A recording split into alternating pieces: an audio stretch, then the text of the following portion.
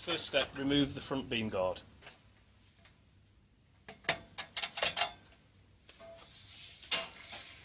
Next step, we need to take the belts, the front belts in place.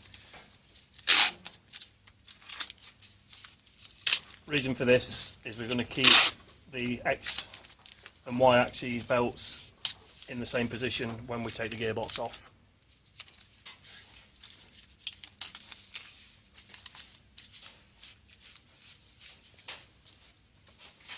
Okay, so I'm now doing exactly the same on the rear belt, X belt that is.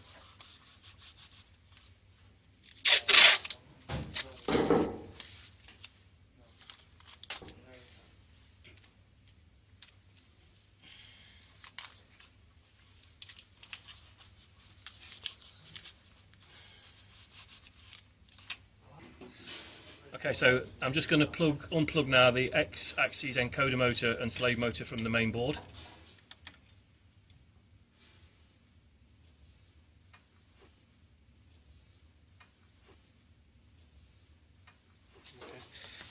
Okay, the next step is to remove two couplings which hold the drive shaft to the main gearbox. So we'll loosen all 4 screws. The front 2 screws are on flats, so it's very important that when you put it back, the 2 screws go onto the flats. So if I move that away, nice and straightforward. And the same on the other one.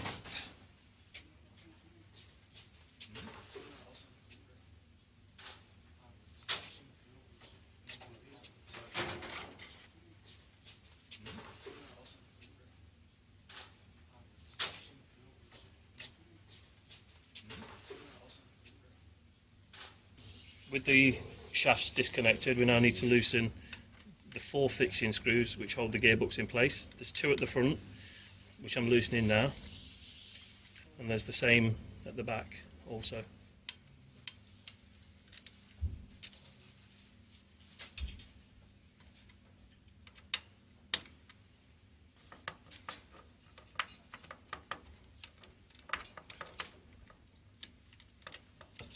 Okay, so with the 4 screws totally removed, the gearbox would now come away totally from the machine housing. Put the gearbox back in place, the new gearbox. I'm just going to tighten up all 4 fixing screws, making sure that the gearbox is nice and secure. So the front ones, also the back ones. Okay, so next step is to replace the flexi couplings which hold the drive shafts in place to the gearbox. Slide it over, and the first 2 screws need to be on the flats of the shaft. So very important that we put Loctite 243 on the outside edge of the thread so as not to get too much mess onto the shaft itself. So very carefully just place a small amount of Loctite on the thread.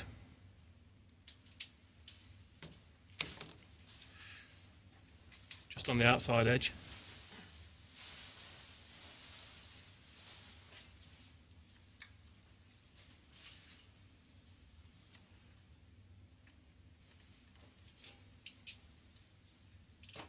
And exactly the same with the rear one. We need to do this on all screws that are on the couplings.